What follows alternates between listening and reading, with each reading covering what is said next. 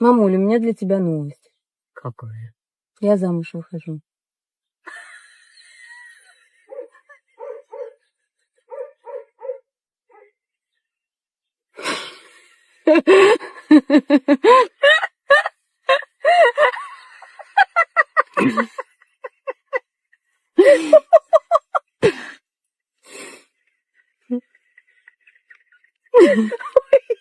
Рассмешил. До слез. Я заржала, я остановиться не могу. Правда, очень смешно. Ну, видимо, она хорошо знает свою доченьку, естественно, как мать. И смех от того, что она понимает, что это каким надо быть парнем, чтобы жениться на такой, да, наверное. Либо она такая сама по себе, по жизни такой человек, что она просто не верит, что она замуж выйдет. Видимо, ну, не знаю, характер такой у нее, поведение такое, что она просто понимает, что у нее счета доченька оторвали, как говорят, что, как бы, чтобы у нее семья прям была, это, наверное, не сейчас, попозже. Ну и то, наверное, не факт. Мне очень скоро 40 лет. Я прям буквально не успею глазом моргнуть. Я уехала из мегаполиса жить в деревню. Ни разу не была замужем. У меня нет детей. И я ищу себе молодого мужа. Молодого, потому что мне всегда нравились постарше.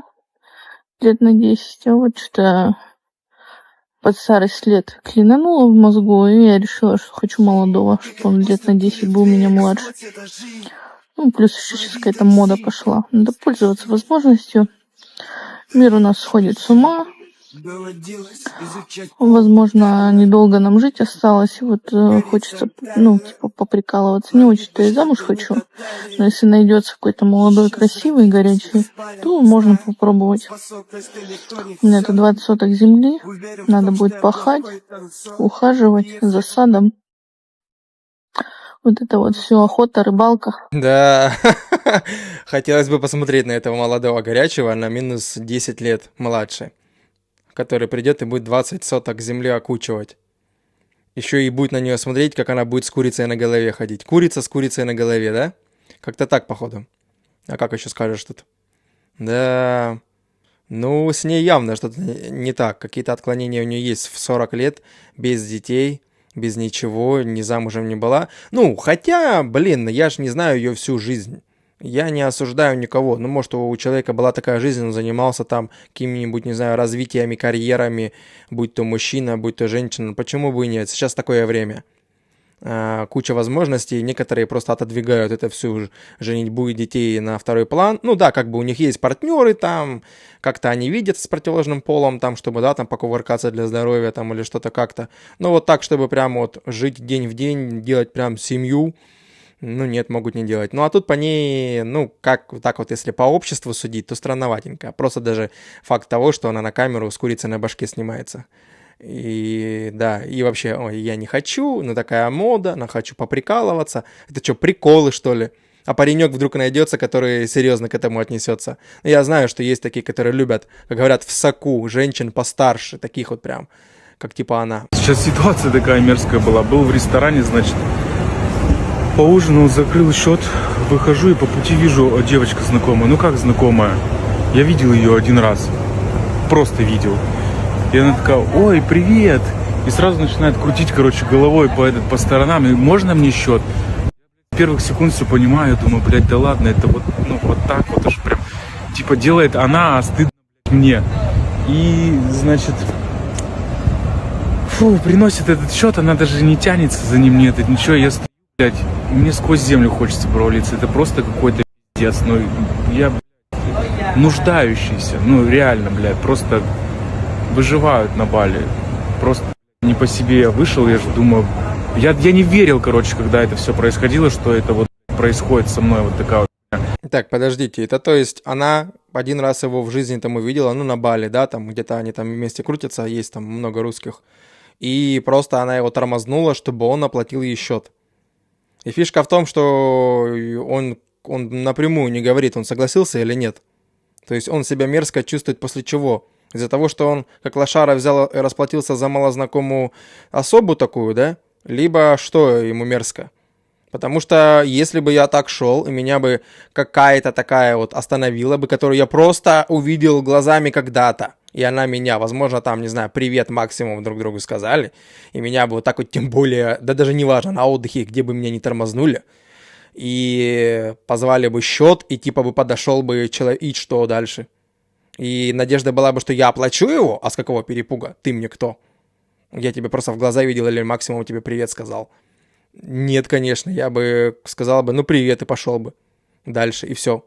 Ну, принесли тебе счет, ну молодец, давай пока, все. А если он взял его еще и оплатил с какого-то перепуга, ну да, после этого, конечно, можно себя мерзко чувствовать. Почему мужчина, зарабатывающий в 5 раз меньше меня, считает, что мне будет интересно сходить с ним на свидание? Моя хорошая, вот эти духи стоят 25 тысяч рублей. Это 1/4 твоей заработной платы. А эта грудь стоит порядка 550 тысяч рублей. Этот рот стоит порядка 1 000 000 рублей.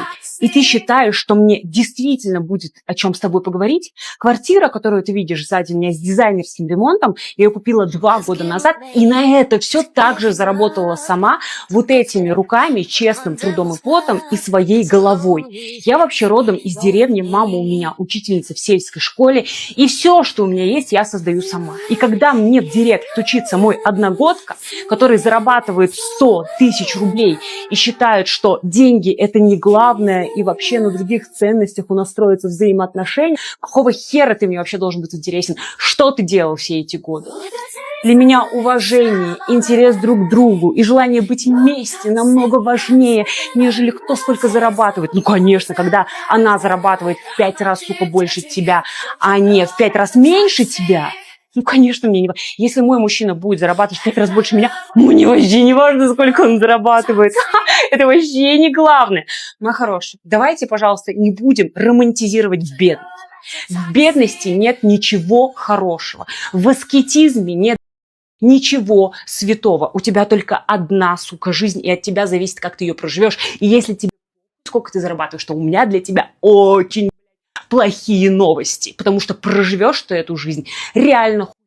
А я в бедности уже была, я в ней росла, я обратно туда больше не хочу. Мужчины, пожалуйста, включите критику к себе, научитесь адекватно оценивать себя. И, во-первых, перестаньте мне писать в директ, у меня нет столько свободного времени, чтобы читать вот эти, что вы там не пишете, да, лучше бы вы пошли, устроились на вторую работу и начали чуть больше зарабатывать, и у вас было бы меньше времени бомбить кому-то без перестану, блядь, директ с утра до ночи. Во-вторых, перестаньте писать мне комплименты, я нахуй не нуждаюсь в вашей оценке. И третье, с мужчиной мне должно быть либо лучше, либо пляжа. Или, как говорил Жириновский, чемодан, вокзал. Ну, короче, да, сама по себе она, конечно, довольно неприятна особо, так как она себя ведет на камеру. Да, окей, если рассуждать логически, я всегда люблю логически рассуждать, не сразу обгаживать всех подряд, да, просто из-за того, что они что-то говорят. В данном случае, да, молодец, если она действительно из деревни и своей головой, своими руками там волосы она делает или что там. Да, это не дешевое удовольствие. Если действительно быть мастером в этом деле, можно зарабатывать хорошо, да. С утра до ночи будешь волосы эти пилить, это реально, кто знает цены на косметические такие всякие услуги для своих половинок, жен, просто там девушек, женщин, с кем встречаешься. Я думаю, мужчины знают, что там офигеть какие ценники. А особенно если в крупных городах. Но не суть, если она молодец, там выучилась, пробилась, набила себе клиентов, зарабатывать действительно 500, вопросов нет. Вообще. И понятно, что если чувак подкатывает, у которого 100 зарплата, то да, понятно, что ей физически, ну, ей неинтересно будет, понятно, потому что она привыкла жить на 500, а он на 100. Кроме, если она была бы такая, что, ну, как есть семья, когда не мужчина лидер в семье, а женщина. Вот тогда, да. То есть мужчина бы тот, который зарабатывает 100, он был бы как в качестве женщины, но в том плане, что он был бы на быту, на глажке, на стирке, на уборке там дома бы, да, условно, ну и 100 бы свою зарабатывала такая. А она бы вот так вот в ахере бы пропадала и приходила бы как можно сказать, как другая модель, да, как обычно муж после работы уставший. И он бы ее там встречал и облизывал бы ее. И да, есть такая модель, есть некоторым мужчинам такое нравится, я знаю, есть женщинам такая модель нравится, да, на стопудово. Как я говорю, у нас вообще в мире существует 3 модели, можно сказать. Ну, получается, да, когда мужчина лидер, когда женщина лидер, а мужчина, как наоборот, да, такие женские у него обязанности. И когда партнеры, когда 50 на 50. Сейчас я заметил популярно 50 на 50. Ну, то есть, когда женщины кричат там девушке, я там тебе не поломойка, не это, закажем еду или что-нибудь еще там сделаем, или там вместе давай убираться. Ну, когда они оба работают, окей, без проблем. Когда оба впахивают, окей. Ну да ладно, я имею в виду, что партнерские отношения, я заметил со стороны, как будто бы встречаются чаще. Ну, именно мне в жизни. А когда мужчина лидер и жена дома, такое реже, когда я вижу сейчас. А вот такого я в жизни пока не видел, но знаю, такое существует, когда мужчина именно сидит как-то дома, а она там какой-то бизнес-вумен. Ну, в общем, так-то понять можно. Логически, да, неинтересно будет такое. Потому что если бы она действительно зарабатывала бы либо столько же, либо чуть меньше, да, было бы, ну, то есть вы были бы равны примерно. Потому что, естественно, ей неинтересно. А тот, кто будет хотя бы ее уровня примерно, и либо чуть там выше зарабатывать, понятно, они плюс-минус одного уровня, им будет о чем поговорить и как-то одинаково жить в тех благах, как они привыкли. Просто без всякого негатива, если логически. Так понятно, то, что она несет там негатив, у нее уже за себя такая там, как там, или гордость, там, себе грудь сделала, губы сделала. Понятно, она себя в какую-то там куклу, матрешку превратила, ее тело, ее дело. Мне пофиг, я не негативлю на людей, действительно ее тело.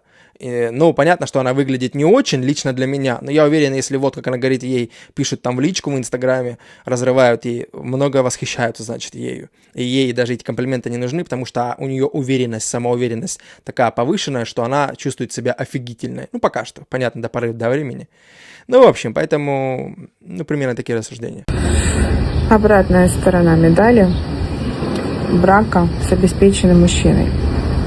Я прожила 14 лет в браке с обеспеченным мужчиной. Честно говоря, я поняла одну вещь.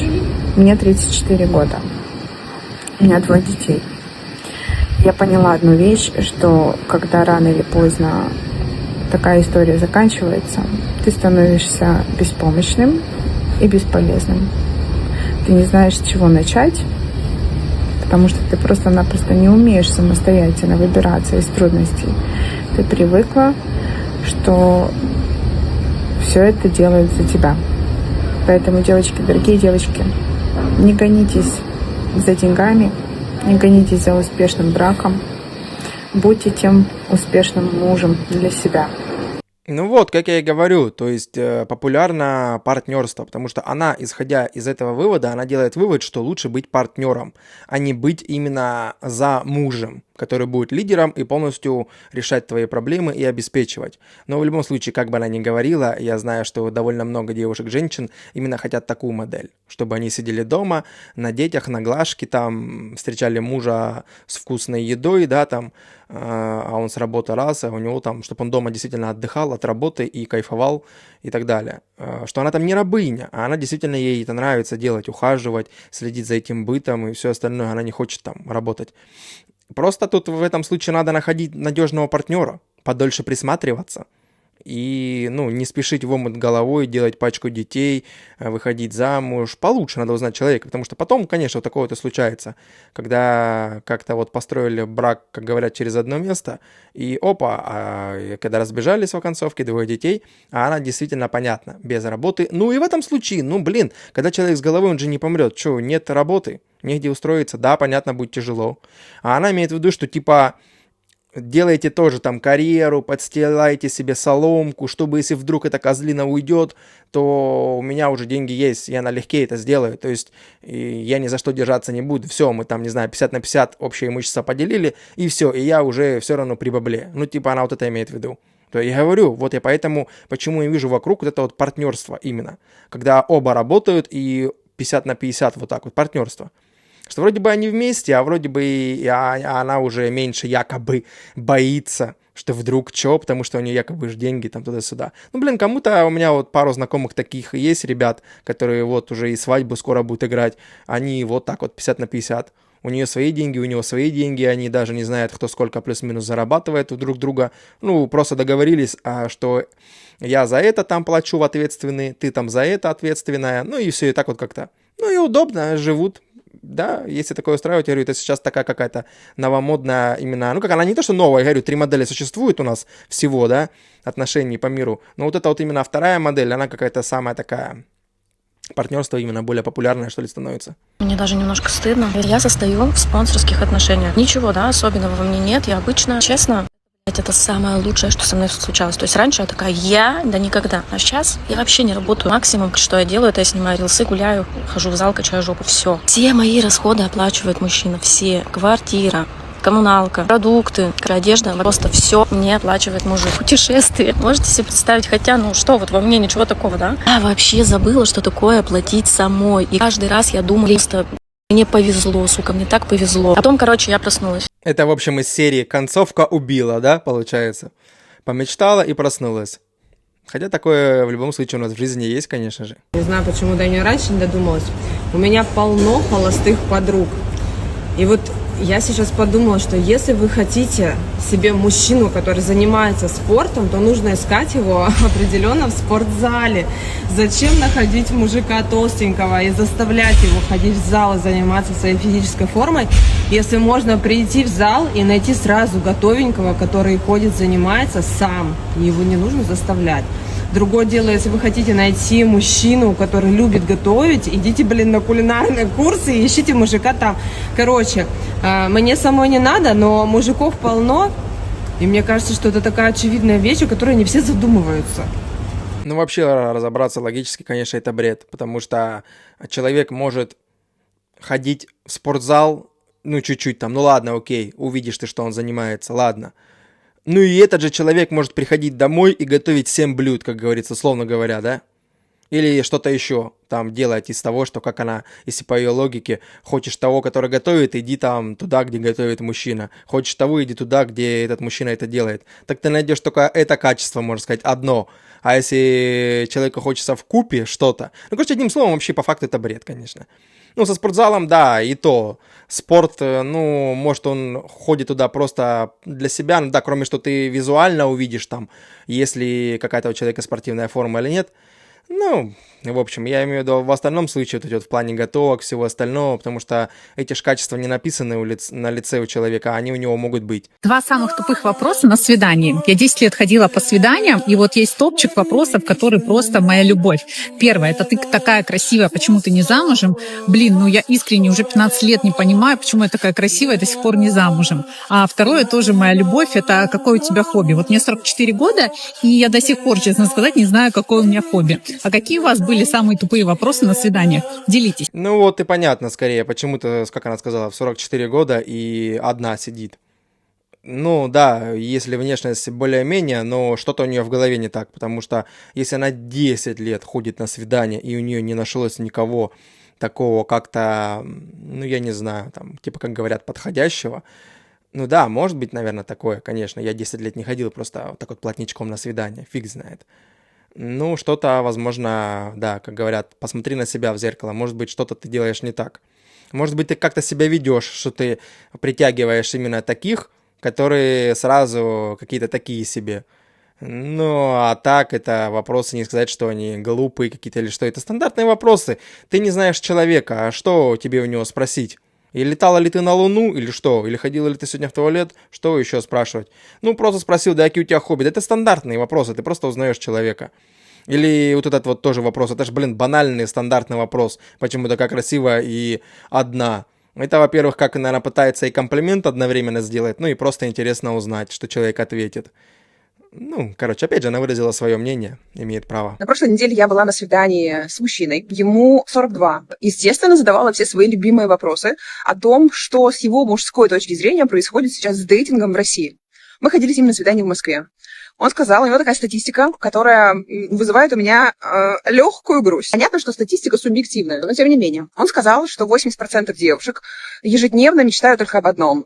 Вкусно поесть, желательно на халяву, и выпить бокальчик какого-нибудь коктейля. Остальные 18% это девушки с психологическими травмами, причем такими серьезными. Он приводил в пример одну из девушек, с кем был на свидании, и когда он спросил, задал ей какой-то очень простой вопрос из серии «Путешествуешь ты или нет? Любишь ты это делать или нет?» Она разрыдалась и сказала, что она была где-то там, расставшись с парнем, и вообще ее бросают постоянно. И, короче, начала ему вываливать как психологу со свои проблемы. И остальные 2% — это девушки, с которыми можно строить отношения, но они сильные и независимые, и им в целом мужчина не нужен, потому что они все делают для себя сами. Ну, с такой статистикой, я думаю, сложно встретить женщину своей мечты. А вы что скажете? Ну, что тут скажешь, да, в целом по статистике она у каждого будет в голове своя, он просто походив на свидание, да, там, с разными повстречавшись, он сделал вывод такой.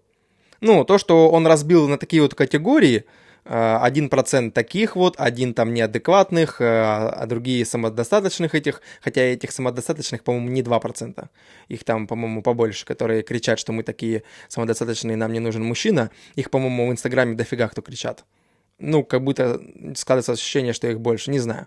У меня такой статистики, я не знаю, я мало ходил и с пачками не виделся, но можно, да, с какими-то тезисами там согласиться и так далее. Ну, блин, кто хочет, тот может, конечно, встретить. Просто это ж перебирание, да, лучший процесс, чем дожимание, как говорят. Это фишка в том, что перебирать это нормально, потому что, чтобы найти лучшее, ну и приходится перебирать. Это у нас так по жизни, в принципе, так и работает. Кто захочет, тот может найти, конечно. Очень долго и муторно, это надо будет через пачку всякой фигни пройти, через пачки диалогов встретить всяких вот таких вот непонятных, неадекватных, мутных, как и они, в принципе, встречаются с разными мужчинами, которые им там то органы сразу шлют, то всякую хрень им задвигают. Ну, есть же такие не особо адекватные в этом плане, потому что это ненормально, когда ты общаешься просто с девушкой, сразу ей там либо к интиму склоняешь моментально, хотя она тебе еще никто. Ладно бы вы встречались, и ты об этом говорил бы, ну ладно, окей. Или прислал бы свой орган, и для вас это норма, а она тебе там грудь. Да, окей, вы просто уже знаете друг друга. А когда малым знакомым, ну как-то это вообще не с лучшей стороны вообще показывает мужское население, это уж точно. Потому что я вот сколько живу, мне ни одна, когда я просто знакомлюсь где-нибудь в знакомствах, не прислала никогда свои груди или половые органы. Никогда. Никогда, как бы. А у нас это как за здрасте такая вот появилась статистика. Ну да ладно, короче, я не об этом, а о том, что, да, короче, кто хочет, тот найдет всякого своего человека. Слушайте, в какое замечательное время все-таки я родилась, да? Потому что, ну, как бы, мне сейчас 44, но такая вышла тенденция, что сейчас женщины постарше вышли на передовую, и они пользуются очень популярностью, особенно у мужчин гораздо моложе их. И я тоже оказалась как бы в их числе этих женщин, потому что сейчас в моей жизни в отношении меня проявляют больше всего внимания мужчины, которые на порядок меня моложе, прям на ощутимый порядок. И вы знаете, это так интересно. Я начала исследовать, и мне нравится это исследование, потому что я приятно удивлена наполнением мужчин, которые появляются в моей жизни. Молодых мужчин. Они гораздо, очень моложе меня, ну, еще не знаю, там, наверное, месяц назад я бы даже вот, ну, как-то вот, ну, так похихикала бы, наверное, там, сказала, да, ты классный, там, ну, еще что-нибудь, и все. То сейчас мне прям интересно, меня прям удивили, приятно. Мужчины моложе, они какие-то смелые, уверенные, знают, чего хотят, не засоренные, позитивные, легкие, с ними прикольно шутить, общаться. Они развиты, у них такая интересная, как бы, точка зрения на какие-то вещи, они сдвигаемые. Ну, короче, классно. Ну вот, пачка классных ей попадается, всяких там мужчин молодых, а другие там жалуются, что вообще сейчас нет нормальных, одни типа дурачки и так далее. Ну, как я и говорю всегда, блин, ну это ты почему-то таких притягиваешь. Вон он хвастается, взрослая, и на нее там типа прям гораздо, говорит, моложе, ее вниманием обделяют, и типа вот не дурачки. Блин, каждому свое, она видит это видит другое, кто-то там, да. Каждый смотрит через свою призму, как-то так получается. Ну а так, да, о вкусах не спорят. Да, конечно, это не мой вкус, я не люблю постарше. Но я знаю, что немало любят постарше, да, почему-то, не знаю. У каждого свои причины. Хотела вам рассказать тоже случай, свеженький, сегодняшний, утренний. Я сидела, завтракала со своим старинным, любимым другом, взрослым мужчиной. И мы как-то замолчали на секунду. И подошла девушка к паре ребят, ну, наверное, лет 22-23, вот не больше. И официантка нормально, она, то есть для нее это нормально, потому что она работает в таком вот молодежном кафе. И она спрашивает, вам счет как? Делить? И молодой человек говорит, да. То есть, даже если это друг, даже если это не парень, и он за ней не ухаживает, то есть, даже если это друг, делить счет. И мы вот, честно говоря, знаете, подохренели. И я потом шла домой и думала, господи, как хорошо, что я росла и взрослела в те времена, когда этот вопрос, не мог задать официант, потому что это невозможно, это нельзя объяснить. И, конечно же, ни один мой знакомый мужчина, даже мало знакомый, никогда в жизни бы себе такого не позволил. Ну вот, я так понял, кафешки, рестораны подстраиваются под современные тенденции, все правильно, потому что сейчас такого сплошь и рядом много, но она просто росла в другом времени, да, там в другом окружении, я бы сказал. Не сказать, что раньше закрывали счет абсолютно рандомным просто девушкам, женщинам. Просто это такой, как и видео тоже было у меня на канале, просто они такие сидят, и давай-ка мы проверим мужчин. Типа, ну а что вам жалко красивым девушкам закрыть счет? Вот если она вот это имеет в виду, да это полный бред. А так, как по мне, просто, как я любитель порассуждать по своей логике, что кто пригласил, тот и закрывает счет. То есть, если инициатива была с моей стороны, ну, закрываешь ты тогда счет. Точнее, я закрываю счет, да-да-да, я закрываю счет, если я пригласил кого-то. Даже если я своего кента пригласил, говорю, пошли кофе попьем, то я закрою счет, потому что это просто по этикету как-то логично. Потому что зачем 50 на 50, меня вроде пригласили, и это окей. Либо девушка также сказала, пригласила бы, давай на кофе сходим. Ну вот она сказала, она и заплатит. Это просто логично по этикету. И никакого здесь омерзения нет. Нет такого, что если меня пригласили, и я такой, ну давайте я заплачу за себя там, или давайте я за вас всех заплачу, просто потому что у меня там, не знаю, деньги есть, или я так хочу, или там, если там пачка девушек, просто потому что я типа настоящий в их глазах окажусь таким образом мужчина. Да нет, ну просто этикет, он как-то пошел, и это вроде бы логично, и я как-то вот так вот по жизни придерживаюсь. Не знаю, а так вообще каждый живет как хочет, чего она удивляется.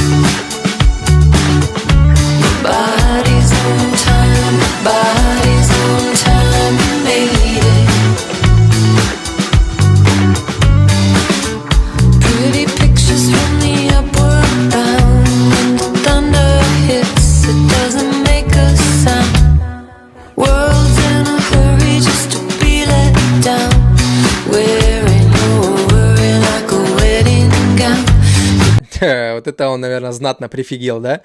То есть он так реагирует, как будто бы он первый раз видит. Хотя, наверное, при нем она и первый раз такие маски использует. А так, это меня всегда поражает. Вот же все эти маркетологи, все эти создатели женской косметики, как они им офигеть, сколько всего впихивают. Просто там чего только нет. Наложить маску и минус там 5 или сколько-то лет там. Ну, такой бред, конечно же, это лишь бы продать. Понятно, что там не будет такого эффекта. Да, понятно, ухаживать за собой это хорошо. Но просто порой это вот как в этом видео. Это офигеть, как юморно выглядит, конечно, что есть, то есть. На этом сегодня все. Подписывайтесь на канал, жмите колокольчик, пишите свое мнение в комментариях. И всем пока.